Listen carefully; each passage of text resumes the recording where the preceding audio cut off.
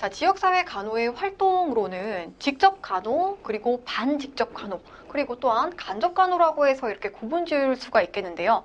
우리가 실제적으로 대상자에게 예방접종이라든지 다양한 신체적인 간호, 상담 이런 것들을 수행이 됐다면 직접 간호에 속하게 되는 거고요.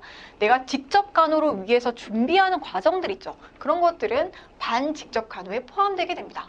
그리고 간접 간호라고 하는 것은 보시면 여러 가지 주민과 지역사회 간호사의 상호교환, 업무에서 발생되게 되는 다양한 내용들이 형태별 간호 활동에 속하게 됩니다. 한마디로 예방접종이라든지 투약과 같이 실제적으로 환자의 건강과 관련된 행위를 직접적으로 수행하는 것이 직접 간호이고요. 또한 그 직접 간호를 위해서 내가 뭔가 준비하는 과정들은 반직접 간호에 포함되게 되는 것입니다. 따라서 이렇게 두 가지, 세 가지로 분류하실 수가 있겠고, 단계별 간호 활동에 대해서 함께 좀 더 살펴보도록 하겠습니다. 자, 그래서 1차 간호 같은 경우에는 이 사람들의 건강 유지, 건강 증진을 위한 다양한 활동이에요. 따라서 예방에 초점이 맞춰진 다양한 활동들을 뜻하는 거고요.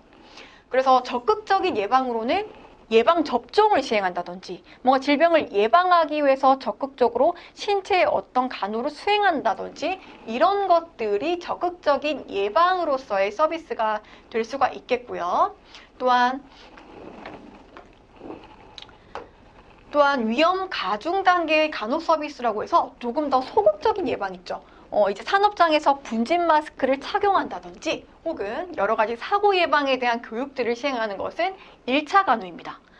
자, 그렇다면 2차 간호 같은 경우에는 조기 진단과 조기 치료, 그래서 우리가 건강검진이라든지 다양한 진단을 시행하게 되는 내용들이 2차 간호에 속하게 되는데요. 2차 간호에 속하게 되는데요.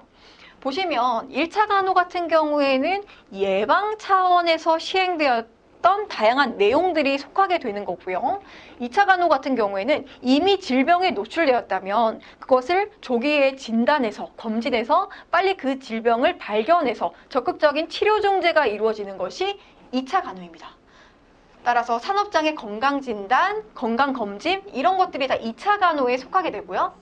3차 간호 같은 경우에는 이미 그 사람이 질병에 노출이 되어서 뭔가 치료를 받았고 그런 과정 속에서 기능 회복과 재활 간호로서 더 이상의 합병증을 예방할 수 있도록 기능 손상을 최소한으로 줄여줄 수 있는 다양한 활동들이 3차 간호에 속하게 됩니다. 그래서 불구를 예방하는 지금 수준에서 더 나빠질 수 없게끔 치료를 시행하게 되는 작업치료요법 등이 여기에 속하게 되고요.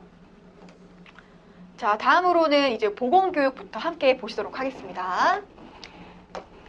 보건교육 보시면은 그 정의가 나오죠. 보건교육은 한마디로 왜 하는 거예요? 보건교육은 우리가 왜 수행하게 되는 거죠? 보건교육은 건강을 유지하고 증진하고 질병을 예방하기 위해서 그 건강 수준을 유지하기 위해서 필요한 여러 가지 변화를 위해서 시행되는 게 교육인 거죠. 그리고 목표는 이제 스스로의 노력으로 그들이 해결할 수 있게끔 하는 것이 목표입니다. 지역사회 간호사가 주민들에게 적절한 보건교육을 잘 시행해서 그들 스스로가 스스로의 노력으로 건강 문제를 해결할 수 있게끔 하는 것이 바로 목표입니다.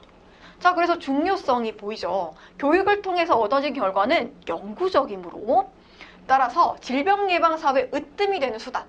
그래서 보건교육은 효과성이 굉장히 좋은 수단이 되는 것이 보건교육이라고 계속해서 강조해서 설명을 좀 드리고 있고요.